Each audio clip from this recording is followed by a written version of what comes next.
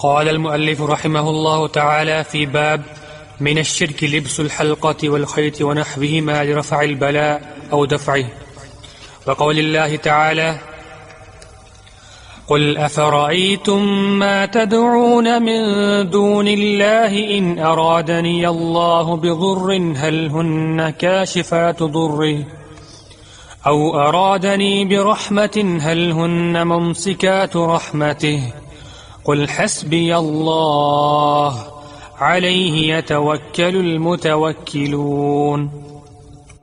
جی بارک اللہ فیک. باب من الشرک لبس الحلقہ والخيط ونحوهما لرفع البلاء او دفعه. حلقہ پہننا یا دھاگا باندھنا، اپنے بازو میں کوئی کڑا یا حلقہ پہننا یا دھاگا باندھنا، کہیں بھی، یہاں باندھے یا کندھے پر باندھے، کہیں بھی باندھے. کس لیے؟ لرفع البلاء، بلا کو ٹالنے کے لیے، او دفع ہی، جب بلا کو دفع کرنے کے لیے. رفع اور دفع میں فرق یہ ہے کہ بلا اگر نازل ہو چکی ہو تو اس کو ٹالنا رفع ہے، اور دفع یہ ہے کہ بلا نازل ہونے سے پہلے اس کو دفع کرنے کی کوشش کرنا، کہ بلا مجھ پر نازل ہی نہ ہو. تو بلا اگر اتر چکی ہو تو اس کو ٹالنا رفع البلا ہے، اور بلا اترنے سے پہلے ہی اس کے ٹالنے کا انتظام کرنا یہ دفع البلا ہے. تو بلا کے رفع کے لیے یا دفع کے لیے، مصیبت کو ٹالنے کے لیے حلقہ پہننا، دھاگا باندھنا، یہ سب کا سب شرک ہے. اور یہ لا الہ الا اللہ کے منافی ہے اور توحید کے منافی ہے، کیونکہ اس کا یہ عمل اعتماد علی غیر اللہ ہے اور توکل علی غیر اللہ ہے. اس کی امیدیں وابستہ ہیں غیر اللہ کے ساتھ، دھاگے کے ساتھ، اور تانبے کے اس کڑے یا حلقے کے ساتھ. یہ تانبے کا حلقہ یا فلاں پتھر، انگوٹھی کا پتھر میری بلا کو ٹال سکتا ہے، میرے امراض کو ٹال سکتا ہے، یا فلاں کڑا میری تکلیف کو ٹال سکتا ہے، یا فلاں دھاگا میری تکلیف کو ٹال سکتا ہے. تو اس قسم کی نیت سے ان چیزوں کا استعمال کرنا شرک ہے.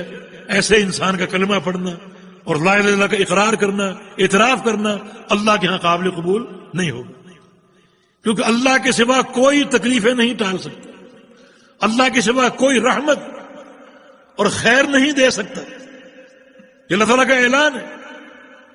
تو ایسے لوگ اپنے کردار کا جائزہ لیں. فلاں شخص کہتا ہے جی میں فلاں پتھر نہیں پہنتا، یہ مجھے موافق نہیں، اور فلاں پتھر میرے لیے شفا کا باعث ہے.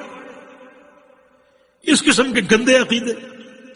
ایک انسان کتنا عاقل، سمجھ بوجھ رکھنے والا، اور پتھروں سے امیدیں وابستہ کیے بیٹھا ہے، پتھروں سے ڈرتا ہے اور پتھروں سے خیر کا امیدوار ہے. دنیا میں سب سے قیمتی پتھر حجر اسود ہے، جنت سے آیا ہوا، جس کو بوسہ دینے کا اجر بھی ہے. نبی علیہ السلام کا فرمان ہے کہ یأتی الحجر یوم القیامہ وَلَهُ لِسَانٌ يَنطِقُ بِهِ وَعَيْنَانِ يُبْصِرُ بِهِمَا. یہ پتھر حجر اسود قیامت کے دن آئے گا، اس کی ایک زبان ہوگی اور دو آنکھیں ہوں. اپنی آنکھوں سے ان لوگوں کو تلاش کرے گا جنہوں نے اس کو بوسہ دیا ہوگا، اور زبان سے گواہی دے گا، اور اللہ قبول کر کے ان کے لیے نجات کا پروانہ جاری کر دے گا. اتنا قیمتی پتھر. اور خلیفہ امیر المومنین عمر بن خطاب رضی اللہ عنہ بیت اللہ کا طواف کر رہے، بوسہ دینے لگے حجر اسود کو، کھڑے ہو گئے اور بوسہ دینے سے قبل فرمایا کہ انی اعلم بانک حجر لا تنفع ولا تضر. میں جانتا ہوں تو پتھر ہے، وہ جنت سے آیا ہوا ہے لیکن پتھر ہے، تیرے ہاتھ میں نہ کوئی نفع ہے نہ کوئی نقصان ہے.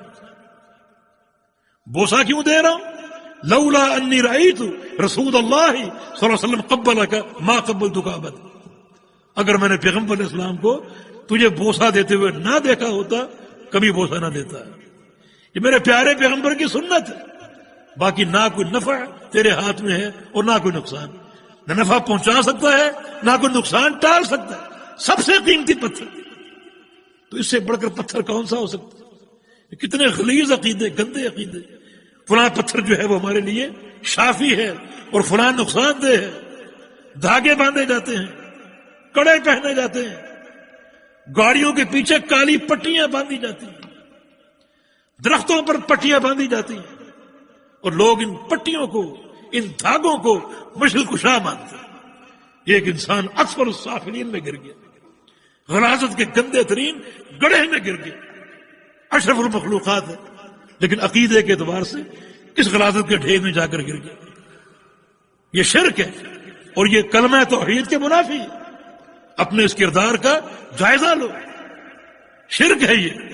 اللہ پاک نے فرمایا قل افرأیتم ما تدعون من دون اللہ ان ارادنی اللہ بضر هل ہن کاشفات الضر.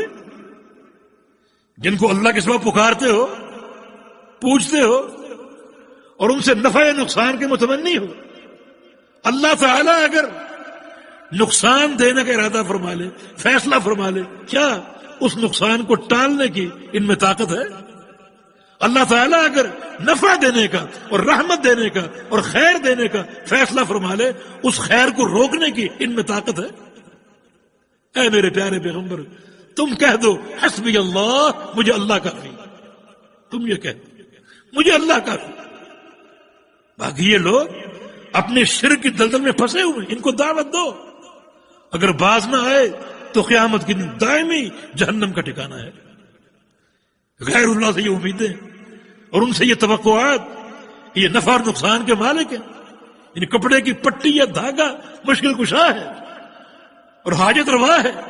ایک انسان کس سطح پر جا کر گر گیا. تو یہ بات توحید کے منافی ہے.